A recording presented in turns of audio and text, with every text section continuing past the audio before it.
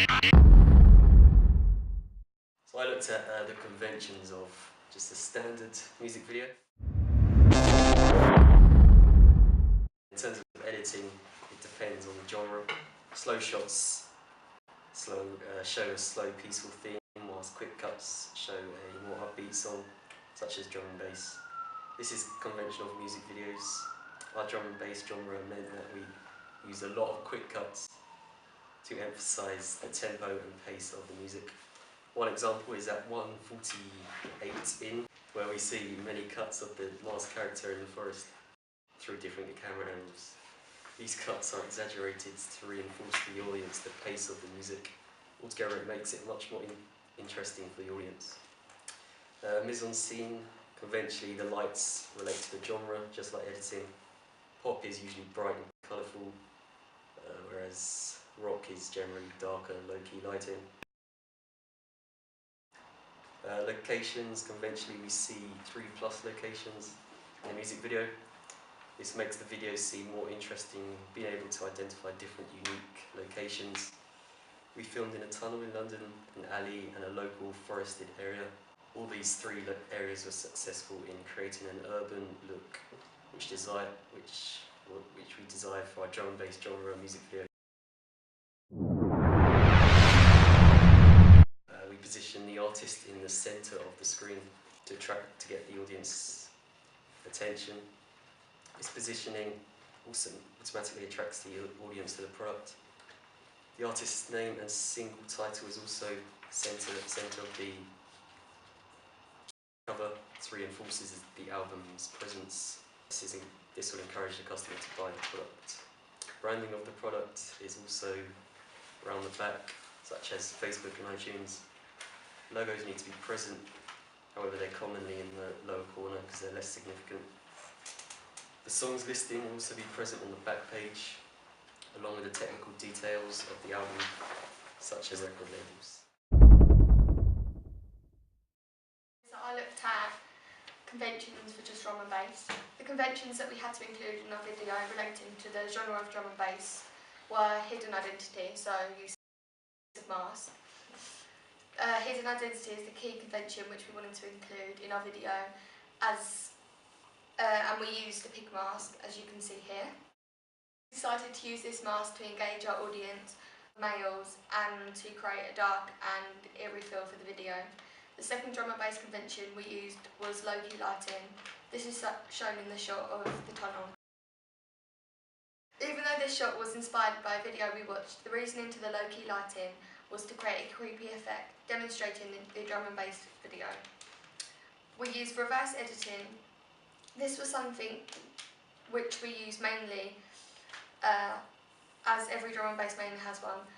We used it within ours when Ollie was blowing out the smoke. This was effective as it was abstract and it gave us the urban feel to the video, using all of the conventions in the video genre to a video of drum and bass feel. We also used conventions of drum and bass in our CD cover and advertisement.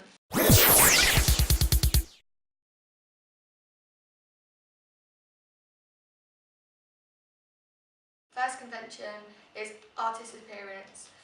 We had to photo shoot, set up and take a picture of Ollie. We used low-key lighting to take the picture as it highlights the drum and bass feel. Ollie's face appeared on the advertisement central. We then edited it on Photoshop, drum and bass convention of hidden identity. On the CD covers, his identity was also hidden in most of the pictures. This was because we researched other drum and bass CD covers and advertisements.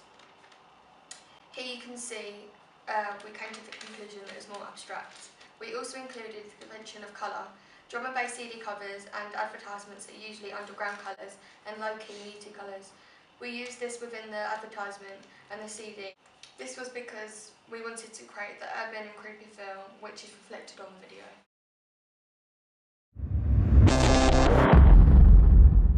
One of the first videos we looked at for inspiration was Dub Physics Marker. We immediately liked their use of masks and headwear, which is where our pig mask idea came from. and we also like the dark lighting used with a lot of elements of fire added, which we also used in our video. We like the fast tempo of it, which followed through into our video, as we use quite fast tempo.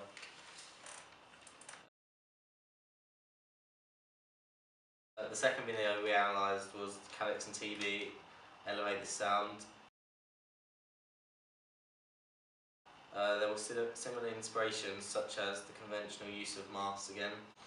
There were lots of close-ups from unusual angles, which we also used, and there was a lot of smoke throughout the video, which we liked as it's very unusual and it's kind of like the fire element, so it's very different. Lastly, we watched Any Count to 10. One thing we took from it was the use of tracking shots to create a story within the video behind the artist, and we also liked the mise-en-scene, as there was a lot of graffiti and abandoned building type shots, which we tried to incorporate into our video.